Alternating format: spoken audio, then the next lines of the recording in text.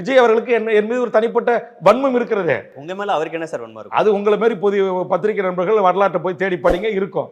இந்த கடலூர் மாவட்டத்தில் எந்த சினிமா நடிகர்களுக்கும் ரசிகர் மன்றம் இருக்கக்கூடாது, பெயர் பலகை இருக்கக்கூடாது, நூலகங்கள் தான் இருக்கணும், படிப்பகங்கள் தான் இருக்கணும். அதுவும் ஐயன் திருவள்ளூர் படிப்பகம் தொடங்கணும், வஉசி பேரில் தொடங்கணும், சுபாஷ் சந்திர போஸில் தொடங்கணும், சுதந்திர போராட்ட தியாகிகள் பேரில் தொடங்கணும்னு சொல்லிட்டு தமிழ்நாட்டில் ஒரு மாடல் ஸ்டேட்டாக, மாடலுடைய டிஸ்ட்ரிக்டாக இந்த என் கடலூர் மாவட்டத்தை உருவாக்கினேன். என் பண்ருட்டி தொகுதி உருவாக்குறேன். நூற்றுக்கணக்கான நூலகங்களை திறந்த முதல் முறை எம்எல்ஏவா இருக்கும். ஆமா, 2001, 2006, 2011 அப்ப மருத்துவர் ராமதாஸ் அவர்களுடைய அறிவுரையை கேட்டு இங்க என்னுடைய தொகுதியில் இருந்த அத்தனை ரசிகர் பெயர் பலகை மன்றங்களை நான் இடிச்சு நொறுக்கி தூக்கி வீசினேன்.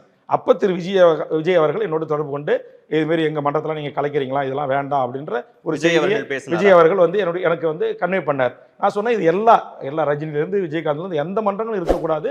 அதை என் தொகுதியில் முன்னுதாரணமாக வச்சிருக்கேன். இந்த பாலாபிஷேகம், கட் அவுட்டு, மன்சோர் சாப்பிட்றது, வேப்பிலையை கட்டிக்கிட்டு போகிறது, மொட்டை அடிச்சுக்கிறதுலாம் கூடாதுன்ற ஒரு விழிப்புணர்வு ஏற்படுத்துகிறேன். நான் படிப்பங்கள் திறக்கிறேன் அப்படின்னு சொன்னேன். அப்போ விஜயனுடைய அப்பா வந்து என்னை சந்தித்து எனக்கு ஒரு விளக்கம் அளித்தார். விளக்கம் அளித்து, சரிங்க நீங்கள் சொல்கிறீங்க, இனிமேல் நாங்கள் பண்ணலை அப்படின்னு சொல்லிட்டு போயிட்டார். அப்போ அதிலிருந்து எனக்கு அவருக்கு முரண்பாடு ஏற்படுது.